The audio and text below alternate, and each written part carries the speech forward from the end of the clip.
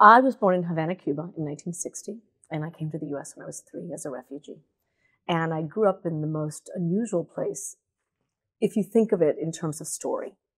You would have sent me to Miami in a novel, but I ended up instead in this microcosm of a town, this little tiny bedroom community, Decatur, Georgia. Or as, back then, I love to say it's Decatur, Georgia. Or as my mother would say it with her Cuban accent, Decatur, Georgia. And those two accents tell you how far away these two cultures were from one another. And no one spoke Spanish in Decatur that we knew of. There were a couple of translators, but really it wasn't. There weren't services. There wasn't.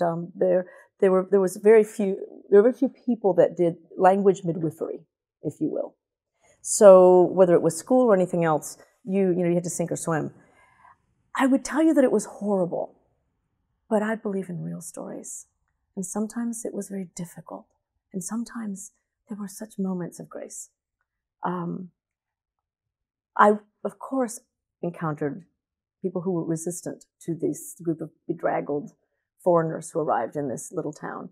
But see, the town had room for us. It made room for us. It didn't feel threatened and it didn't feel crowded for whatever reason. And so we entered their churches and synagogues and schools, sometimes on the playground or in any of those other places. There were people who were unwelcoming. They were equally, I would say, the same number, who grew up in their homes, who taught my mother how to cook the grit.